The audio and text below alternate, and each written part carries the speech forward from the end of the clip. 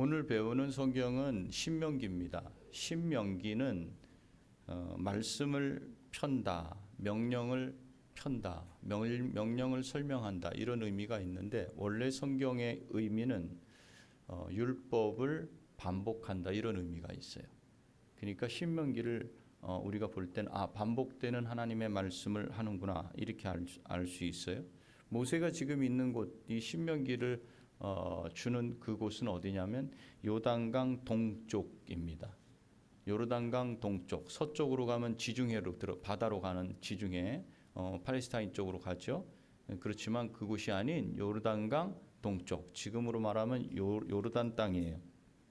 여기까지 이스라엘 백성들을 이끌고 40년 동안 광야에서 살아온 모세는 눈앞에 보이는 가나안 땅, 약속의 땅 들어갈까요? 못 들어갈까요? 못 들어가요. 지금 여기가 느보산이에요. 이 산에서 저 앞에 여리고와 유다 광야를 바라봐요. 그러면서 못 들어가요. 왜 못 들어가는가? 모세는 하나님께 순종한 사람이었어요. 그렇지만 딱 한 번 바위에게 명령을 내려서 물을 내라시는 하나님의 말씀을 듣지 않고 지팡이로 내가 너희에게 물을 내려 하면서 지팡이로 2번을 쳤어요. 여태껏 하나님 앞에 불순종하고 불평하고 했던 그들을 보면서 얼마나 마음이 괴로웠을까? 얼마나 오랫동안 참았을까? 하나님 저 정도는 그냥 봐주셔야 되지 않습니까? 그래도 모세도 인간인데 그거 2번 쳤다고 하나님 못 들어가게 하십니까? 하나님 못 들어가게 하셔요. 하나님의 영광을 드러내지 못했다. 네 영광을 드러냈다. 그래서 결국은 못 들어가요. 그래서 신명기 32장에 보면 내가 이스라엘 자손에게 주는 땅을 내가는 여기 누구냐면 모세야. 모세가 바라보기는 하려니와 지금 여기 바라보고 있잖아. 지도에서. 그리로 들어가지는 못하리라. 그 사건이 무엇이었는가? 민수기 20장에 있었던 무리바 물 사건이었어요. 모세는 못 들어갑니다. 안타깝지 않아요? 하나님 앞에 그렇게 충성한 사람이었으면 하나님 그 정도는 마이너스 시켜줘야 딱 이렇게 좀 없는 것처럼 해주셔야 되지 않겠습니까? 그런데 하나님 그렇게 안 하셔요. 하나님. 그래서 결국 모세는 가나안에 못 들어가요. 여기서 죽게 됩니다. 여기서. 그래서 모압 평야 바로 이렇게 꼬불꼬불 길에 보면 모압 평야라고 밑에 돼 있는데 거기서 이 말씀을 펼치고 이 느보산에서 모세는 결국은 죽습니다. 그러니까 신명기는 뭐냐? 모세의 마지막 유언이에요. 유언 설교예요. 과연 그 유언, 여태껏 했던 말씀을 한 번에 묶어서 모세가 전할 때 무슨 말씀을 전하고 싶은가? 무엇을 가장 강조하고 싶었을까? 그걸 신명기를 통해서는 볼 수 있어야 돼요. 그래서 신명기는 지금까지 말했던 율법의 반복이라 그랬어요. 반복하고 반복하게 해서 알게 하고 싶은 내용이 거기 담겨 있다는 거예요. 그런데 율법을 반복해. 이제 율법을 말해야 되잖아요. 그런데 그 전에 1장부터 3장까지의 이야기는 뭐였냐면 지금까지 어떻게 광야를 여행했는지 과거 이야기를 했어요. 아직까지는 율법을 얘기하지 않아요. 과거 이야기를 얘기해요. 그리고는 하나님의 규례와 법도를 철저히 지켜 행하라고 권하는 내용이 이 뒷부분에 나와요.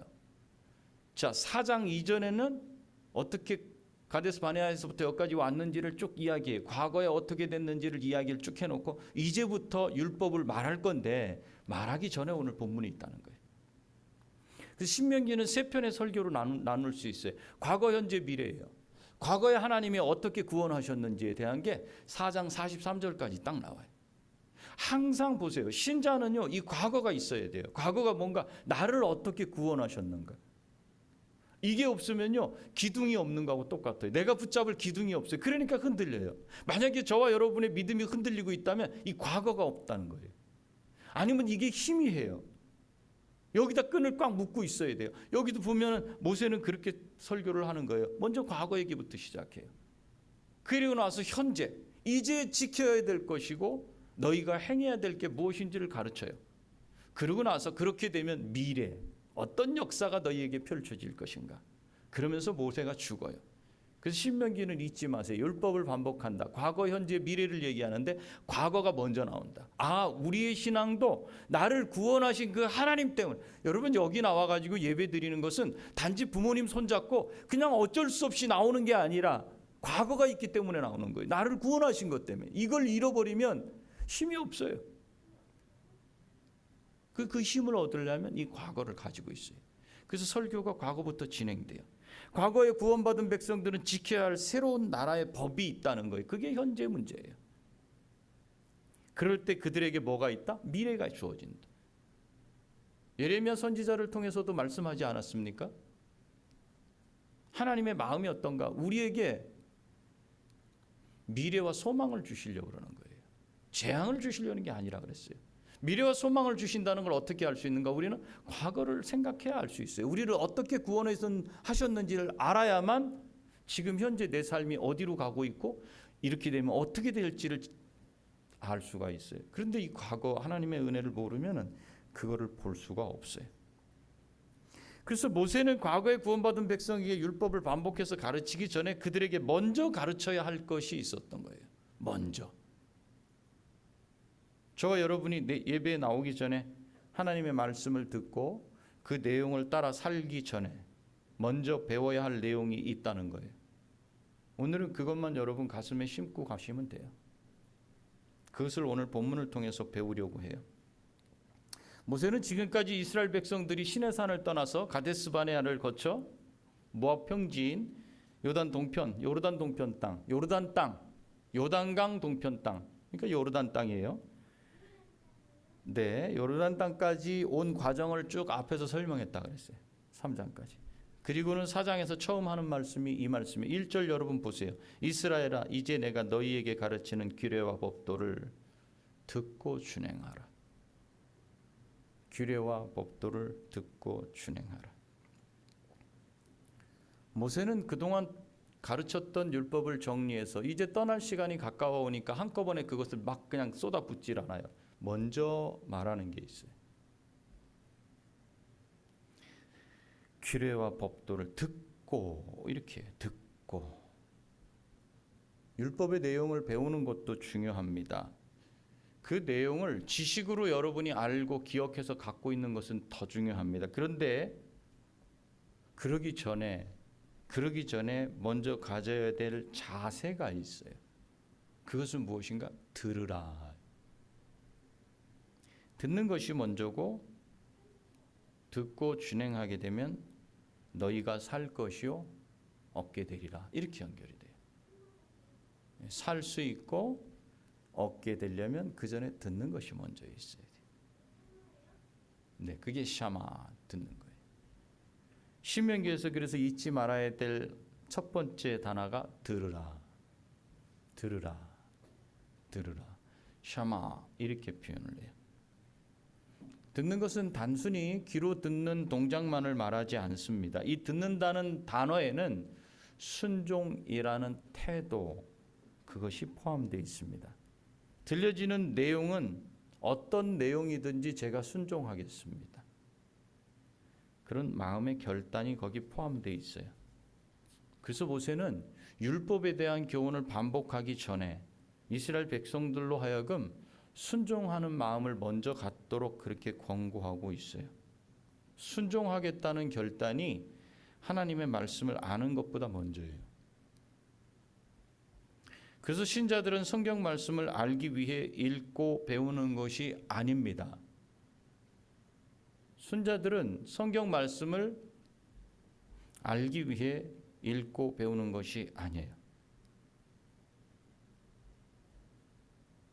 순종하기 위해서 읽고 배우는 겁니다. 그것이 성경을 교양서적으로 읽는 사람들이나 또는 읽지 않는 사람들과 다른 거예요. 어떤 분은 성경을 많이 읽어서 안다 그래요. 여러분들 많이 아는 사람 앞에서 기가 죽죠? 성경 어디 몇 절 막 줄줄 얘기하는 사람 앞에 기가 죽죠? 아, 내가 좀 더 알아야 되는데. 그렇게 기 죽으면 안 돼요. 순종하느냐. 순종하면 거기에 기 죽으세요. 순종하지 않으면 기 죽을 필요가 없어요. 여러분이 성경을 기억하지 못하고 잘 알지 못한다 해도 기본 중심 사상을 분명히 붙잡고 여러분이 순종해 나간다면 흔들리지 마세요. 어쩌면 우리 성도들 중에 성경을 읽지 않고 읽기 힘들어하는 분들이 있죠. 이분들은 하나님 앞에 이렇게 고백하는지 몰라요. 순종하기가 너무 어려워서 읽지 않는 것입니다. 이런 고백을 하는지. 이게 같이 연결이 되어 있어요. 절대 잊어버리시면 안 돼요. 성경을 읽는 건 단순한 지식을 그냥 가져오는 게 아니에요. 여러분 독서할 때 우리가 느끼는 게 뭐죠? 그 책을 쓴 저자와 교제하는 거잖아요. 그죠? 그 재미를 알아야 책을 읽는 거예요. 그 재미를 모르고 내가 원하는 것만 빼가려고 그러면 이게 읽혀지지가 않아요. 똑같아요.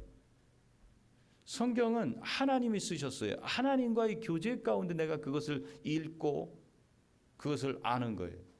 하나님이 거기다 뭐라고 말씀하셨어요? 이렇게 살았으면 좋겠어. 뭐 못 살면 말고 이렇게 하셔요? 아니지요. 하나님은 거기다가 내가 어떻게 하면 살 수 있고 이 땅에서 내가 누구며 어디로 가고 있고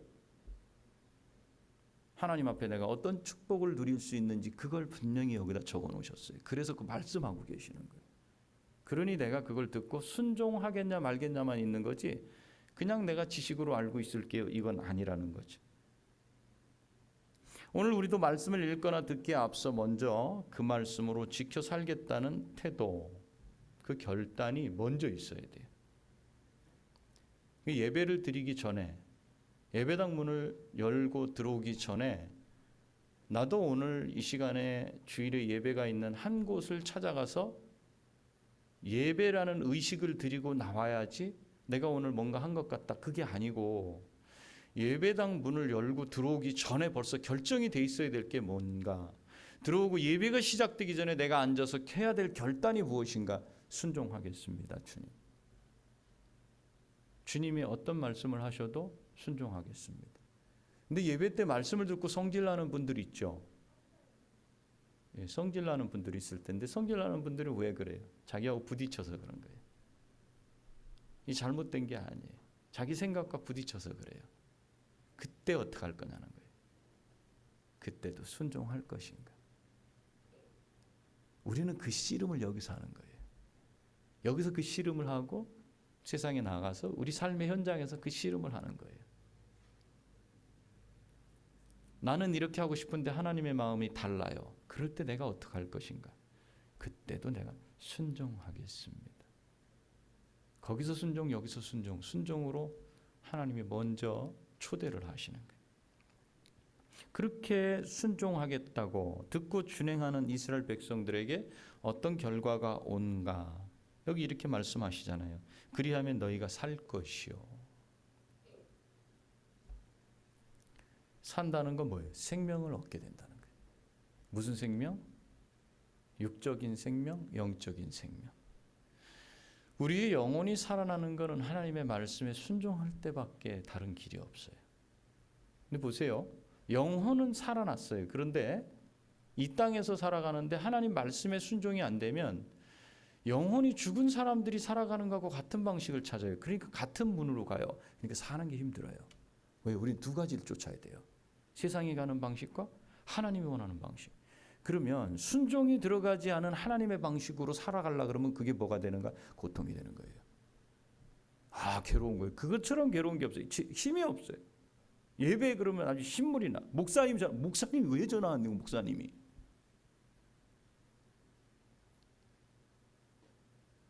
분명하게 알아야 돼요. 내가 하나님 말씀에 순종하겠다는 각오가 들어가지 않으면 예배는 지루해. 너무 힘들어요. 세상에서 세상 살아가는 사람들 방식대로 살아가야 돼. 왜? 안 그러면 뒤처지니까. 공부 그대로 해야 돼. 공부 못하면 인정 못 받아. 그럼 뭐라도 잘하는 게 있어요. 잘하는 것도 없어. 그럼 사람 취급을, 사람 대접을 못 받아요. 그러니 거기서 거기대로 또 따라가야지. 여기서는 순종하지 않는 방법을 가지고 하나님 앞에 대하지. 하나님도 못 만나지. 세상 가운데서도 힘들지. 영혼이 살았지만 그건 죽은 거하고 똑같은 거예요. 그래서 순종하게 되면 첫 번째 생명이 살게 돼요. 그리하면 너희가 살 것이요. 그리고 그것을 얻게 되리라. 하나님께서 주시는 이 땅 가운데서 우리에게 누리게 하신 게 있어요. 그 풍요로움을 누려요. 가져서 누리는 거 아니에요. 자리를 차지해서 누리는 게 아니에요. 월급이 뭐 많아서 누리는 게 아니에요. 그게 얼마가 됐든지 나는 그냥 이거 하는 게 좋아요. 요번에 뭡니까? 이 피아노로 그 대상을 차지한 18살 그 형제 이야기 다 아시죠? 그 형제가 인터뷰하는데 인터뷰할 때마다 그 말 한마디 한마디를 다 어록이라 그런데 그 친구는 하루에 피아노를 12시간 친대요. 그리고 단테의 신곡은 거의 외우다시피 읽었대요. 예종에 다니잖아요. 그죠? 우리 형제 중에 예종에 이번에 원서는 친구가 있어요. 저는 꼭 갔으면 좋겠는데 한국 예종에. 거기서 인문학도 그렇게 공부를 시킨다는 거예요. 그 친구가 인터뷰하는데 이런 얘기예요. 제가 대상을 받았다고 달라지는 건 없습니다. 제 피아노 실력이 더 좋아지거나 더 나빠지거나 그렇지 않대.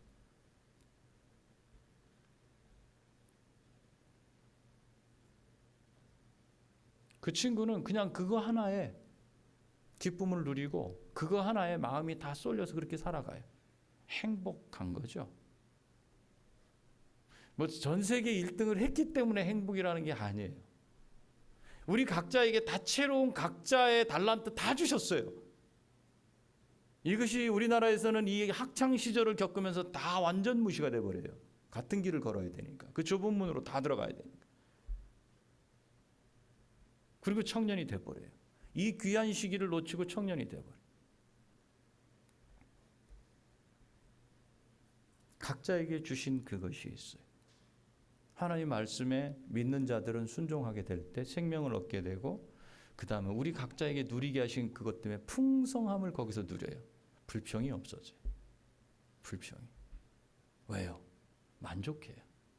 내가 하나님과 교제하고 있고 하나님의 백성이기 때문에 나는 공부가 최선은 다해야지. 놀면서 만족하는 친구는 없을 거예요. 괴롭죠. 부모들로부터 괴롭고 학교로부터 괴롭고 친구로부터 괴롭고 그건 자유함이 없죠. 내가 하는 대로. 그러면서 하나님과의 그 교제의 끈이 계속 닿아져 갈 때 그는 그 안에서 풍요로움을 느껴요. 이 풍요로움을 말살시키지 마세요. 이걸 말살시키면 영혼이 죽은 것처럼 살아갈 수밖에 없어요. 그러면 세상에 살아가면서 신자인지 아닌지 구분이 안 돼요. 이 이중적인 정체성을 가지고 그 신자는 고통 가운데 있을 수밖에 없어요. 여기서 특별히 구분을 하자면 규례와 법도를 지키라는 거. 하나로 묶자면 율법 혹은 말씀 이렇게 할 수 있지만 규례라고 하는 것은 예를 들어서 안식일 규례, 유월절 규례, 무교절 규례, 제사장의 규례 뭐 이런 것들이 있죠. 이미 선포되어졌고 그대로 하라고 그렇게 하면서 하나님과 교제하라고 하는 일반적인 명령을 규례 이렇게 표현할 수 있다면 법도라고 하면은 그때 하나님께서 지정해 주신 그들의 관리 체계의 재판관들을 통해서 얻어진 판결 또는 판례들 이런 것들이에요. 규례와 법도 따르라는 거예요. 근본적으로 이 법도를 말하는 것도 누구로부터 나왔는가? 하나님을 믿는 하나님의 말씀을 근거로 한 판단이라는 결정이에요. 종합하자면 규례와 법도 말씀을 따르게 될 때 순종하게 될 때 그에게는 풍성함을 누리게 되는 그 복이 임하게 된다. 그렇기 때문에 하나님의 명령을 변경해서는 안 된다고 말씀하고 있어요. 내가 너희에게 명령하는 말을 너희는 가감하지 말고 가는 더한다 감은 뺀다. 말씀에 더하거나 빼지 말아라 이거예요. 하나님의 명령을 변경하지 말라는 거예요. 결국 내 뜻대로 하지 말라. 내 뜻대로 해석하지 말라는 거예요. 그래서 2절에서만 명령이란 단어가 우리 성경에는 그렇게 나오지 않지만 3번 반복됐어요. 3번 3은 완전수라 그랬어요. 하나님의 말씀, 하나님의 명령을 변경시키지 말라는 걸 3번 말씀한다는 건 하나님의 말씀은 완전하다는 거예요.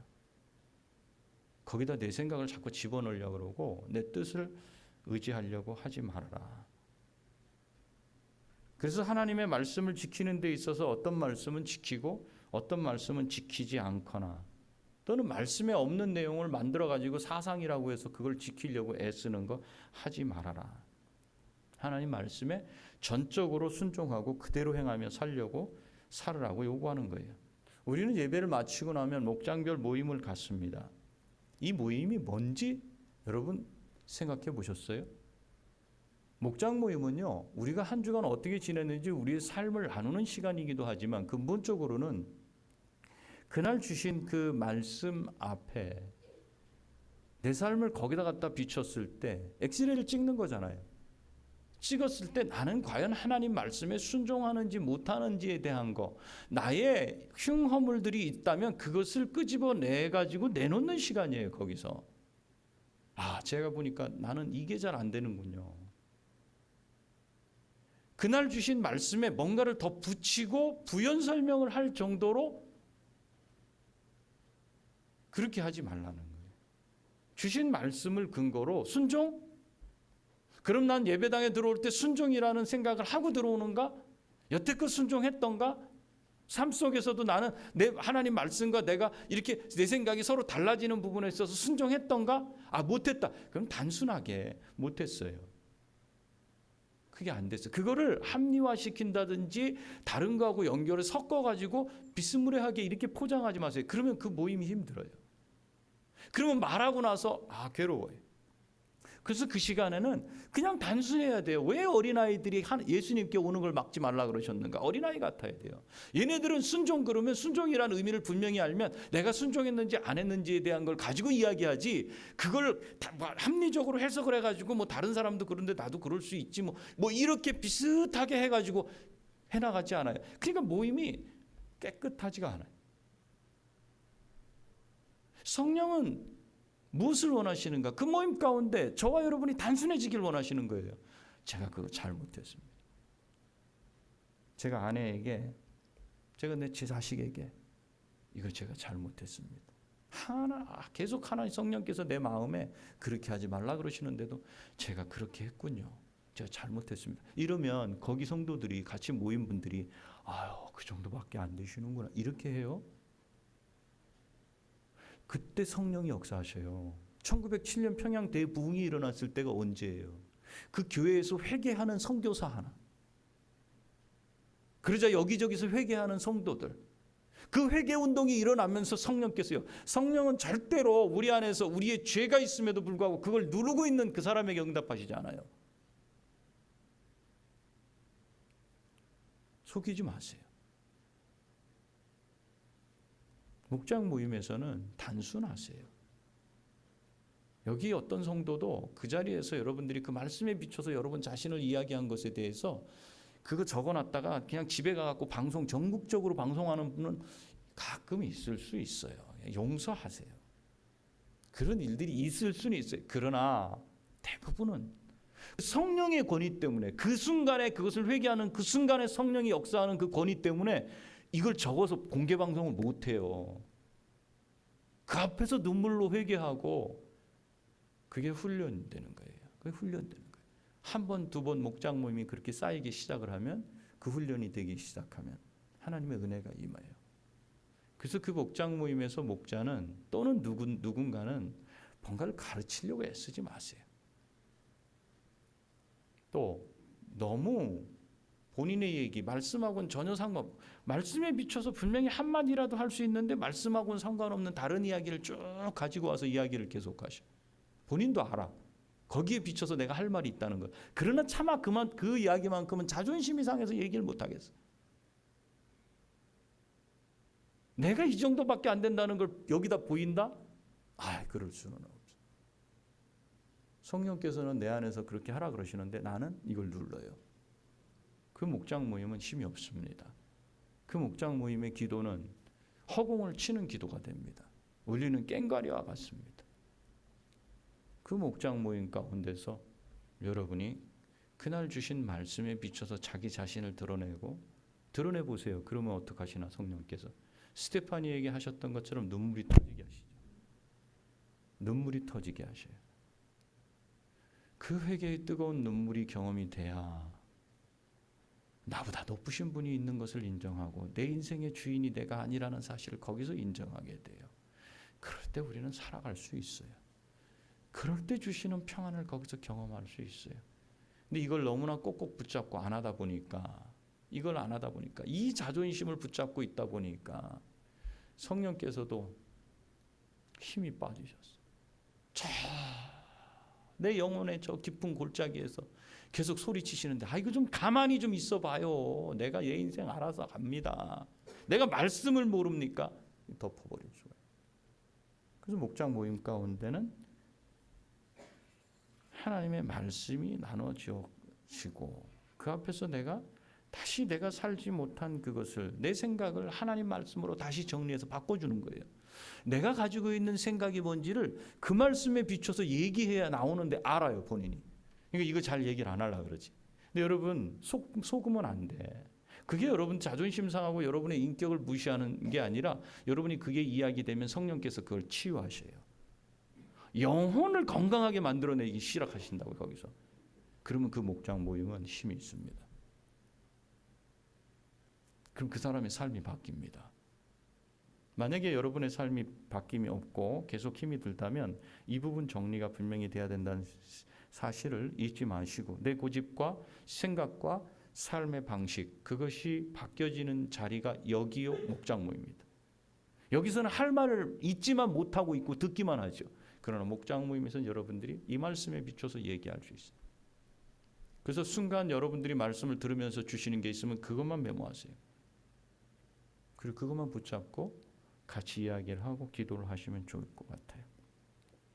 그래서 모세는요, 하나님 말씀을 듣기는 들었는데 순종하겠다는 의지를 갖고 듣지 않은 사람들, 그 사람들에게 어떤 일이 일어났었는지를 민수기에 있는 이야기를 그대로 가지고 와요. 바로 가까운 이야기니까 시간적으로.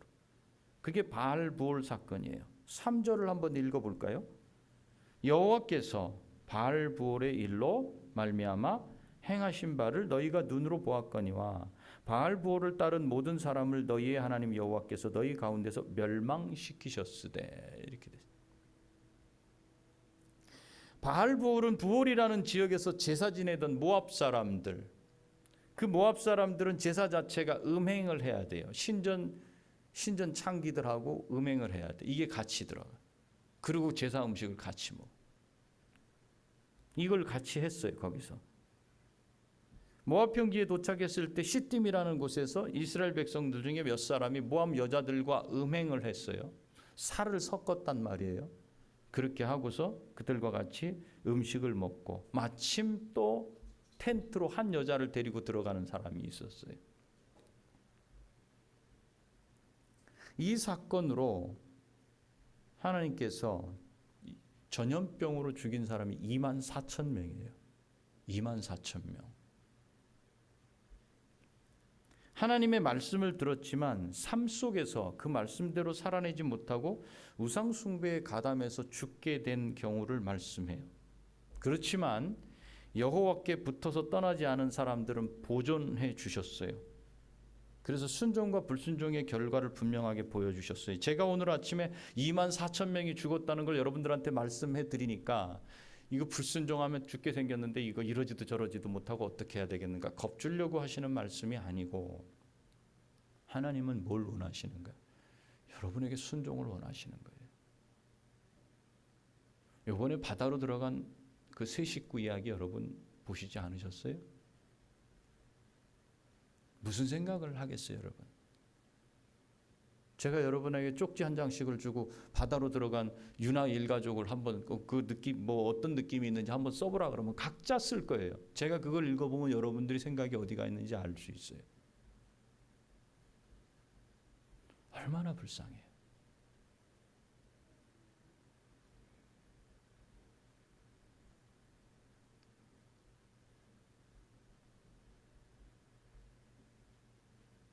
오직 너희의 하나님 여호와께 붙어 떠나지 않은 너희는, 그들이 빚을 졌던 무슨 죄를 졌든지 여호와 하나님께 붙어만 있었다면 그런 비극으로 들어갈 수 있었을까? 저와 여러분은 여호와 하나님께 붙어 있습니까? 어떻게 붙어 있어요? 보이지 않는데 하나님 앞에 어떻게 붙어? 어디를 붙잡아야 하나님께 붙어 있다고 말할 수가 있어요? 저와 여러분이 그 음행을 행할 수 있는 그 순간, 죄를 지을 수 있는 그 순간에도 과연 하나님의 말씀을 붙잡고 있었는가, 이걸 말하고, 여기 지금 24,000명이 죽었는데 그 음행에 가담했던 그 사람들 말고 나머지 사람들은 어떻게 해서 가담하지 않을 수 있었어요, 여러분? 야, 말씀 붙잡아, 절대 음행하면 안 돼, 다들 모여 이렇게 했어요? 그런 말씀이 없어요. 그들은 어떻게 해서 범죄를 저지르지 않았는가? 하나님이 가르쳐 주시는 거예요. 너희는 붙어 있었기 때문에 그랬다. 아니, 저는 연약했는데요, 그래도 네 마음 가운데 역사하시는 성령을 네가 그래도 의지해서 발걸음을 내딛지 않고 손을 뻗지 않고 눈을 거기서부터 돌렸기 때문이다. 내가 그렇게 했다. 너의 행동, 너의 잘남, 너의 공로로 그렇게 된 게 아니라 네가 거기서 그 범죄로 들어가지 않았던 것은 너는 잘 모르겠지만 너에게 남아있는 그 조금의 하나님 말씀에 대한 붙어있음, 이것 때문이었다라는 걸 극명하게 여기서 보여주는 거예요. 붙어 떠나지 않았다. 흔들리지 않게 단단히 매달렸다. 말씀이 1이라도 있으면 흔들리지 않을 수 있는데 이걸 평소의 삶에서 예배에서 계속 무시하고 패싱한다 그러죠. 계속 무시하다 보니까 그 순간에 1이라는 것도 없어. 0.1이라도 있으면 살 수 있는데 그 0.1이라도 없을 때 범죄로 들어갈 수밖에 없다는 거예요. 여기까지 말씀하는 건 하나님과 우리의 관계에 대해서 말씀해요. 우리가 하나님 앞에 순종하면 이렇게 될 거라는 거예요. 그 극명하게 지금 바알볼 사건으로 24,000명이나 죽은 것도 얘기하시면서 조심해라 이거예요. 순종 하나만 가지고 이거 해결할 수 있다. 말씀에 붙잡힘 받을 수 있다. 그 여기서 끝나지 않고 아직 율법을 말하기 전에 마지막 하는 말이 있어요. 그게 뭐예요? 6절부터 8절까지예요. 너희는 지켜 행하라. 이것이 여러 민족 앞에서, 그리고 이 큰 나라 사람은 이렇게 표현되지 않아요?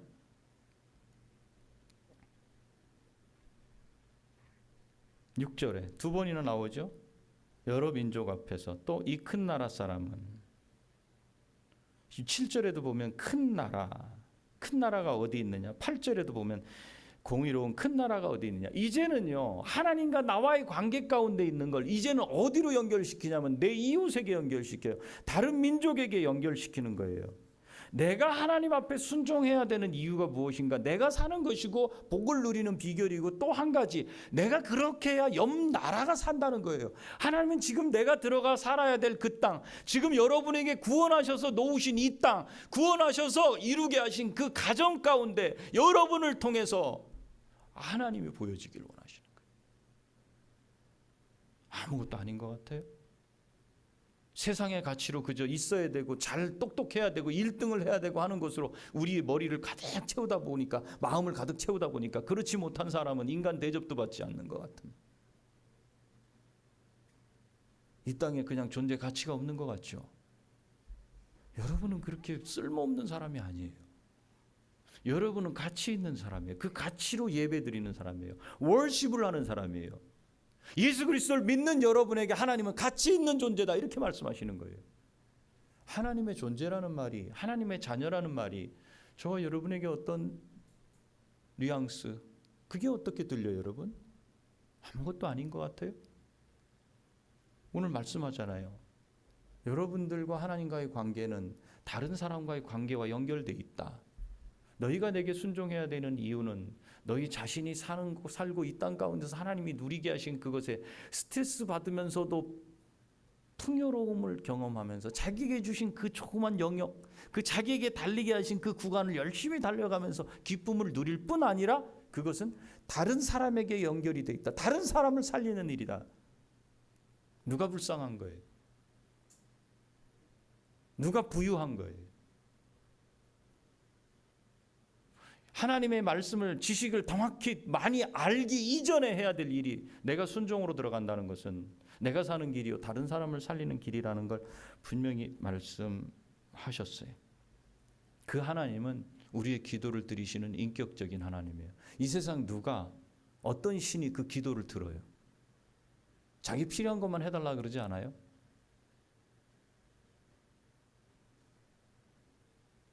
그런데 7절에서 분명히 여호와께서 우리가 그에게 기도할 때마다 우리에게 가까이 하신다. 근데 어느 민족이 그런 민족이 있냐? 없다. 그러면 그렇게 하는 우리 민족은 어떻게 해라? 다른 민족, 그렇게 하지 못하는 민족에게 그걸 가르쳐야 된다. 그걸 보여야 된다.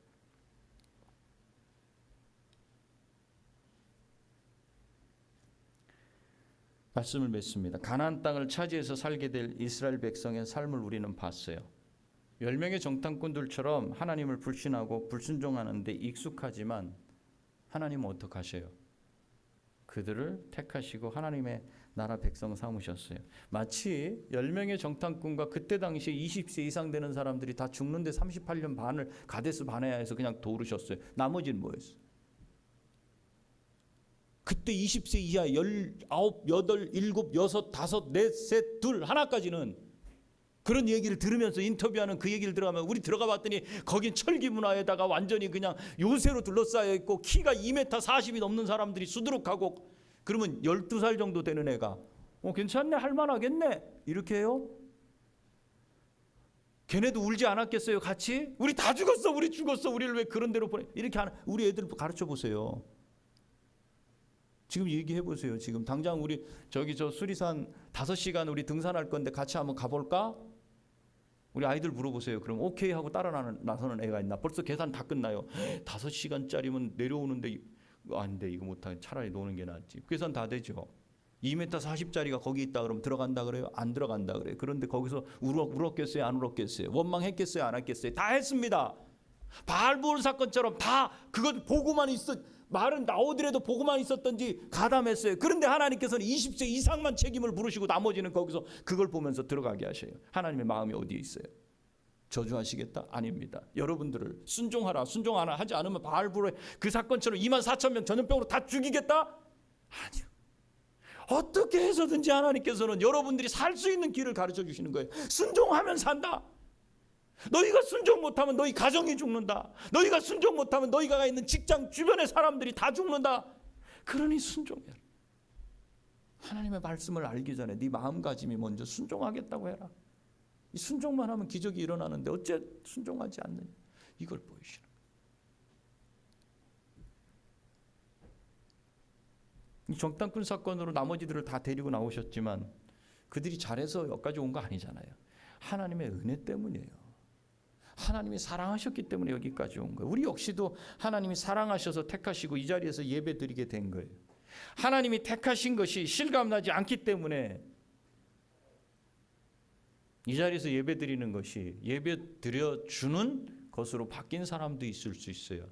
그러나 이 시간에 축복합니다. 성령께서 예배 드려주는 자가 아니라 예배자로 내가 순종하겠습니다 하고 하나님께 나오는 우리 성도들이 다 되기를 축복합니다. 우리가 말씀에 순종할 때 먼저 내 영혼 살아납니다. 그 둘째는 하나님과 인격적인 교제 이루어지기 시작합니다. 셋째, 내 가정과 교회가 살아납니다. 마지막으로 내 이웃을 살리게 됩니다. 여러분에게 읽기를 원해서 드렸던 영성 깊은 그리스도인의 순종에 보면 이런 말이 있어요. 반드시 마음에서 우러나야 하고 순종은. 그래서 모세가 말한 거예요. 순종을 먼저 마음의 반응이 있어야 합니다. 판단하려는 본성과 개인적인 판단은 제쳐놓아야 하므로 예배의 자리나 목장 모임의 자리에 이게 들어가야 돼요. 장님이 되어야 합니다. 장님이 되어야 합니다. 하나님이 먼저 우리에게 베푸신 은혜를 우리가 묻어두고 말겠습니까? 그 크신 특권과 은혜를 우리가 사용 못하고 힘이 없는 연약한 그리스도인으로 살아가는 거 우리 하나님 원치 않으십니다. 지금 순종하겠다고 결단하시고 그렇게 살아갈 힘을 달라고 성령께 간구해 보세요. 성령께서 박수를 치시면서 저와 여러분을 뜨겁게 다스리실 것입니다. 그래서 하나님이 반드시 살리시고 살게 하시고 살아나게 하시는 일을 경험하시는 저와 여러분이 되시기를 축원합니다. 기도하시겠습니다. 우리 기도할 때 먼저 순종할 마음을 주십시오. 다른 거 다 필요 없고요. 주님 먼저 순종할 마음을 주십시오. 하나님의 은혜를 경험하게 해주십시오. 순종할 마음 주십시오. 우리 기도하겠습니다.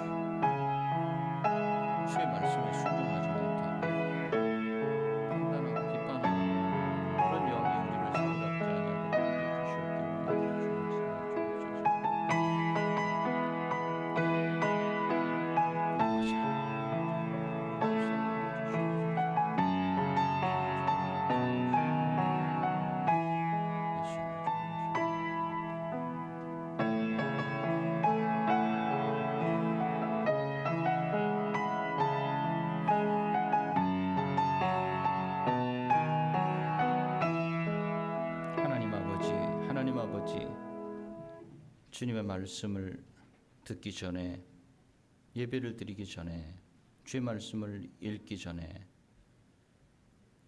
그 말씀에 순종하겠다고 먼저 강구하며 순종하게 해달라고 주님께 붙들리는 저희들 될 수 있도록 허락하여 주시옵소서.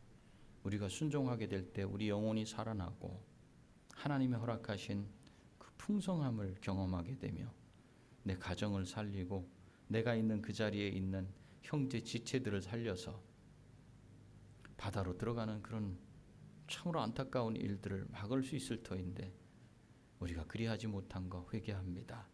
주님, 우리에게 순종의 영을 허락하시고 성령께서 우리를 붙잡으시며 주님께 붙들려 살아갈 수 있도록 인도하여 주시옵소서. 예수님의 귀하신 이름으로 기도합니다. 아멘.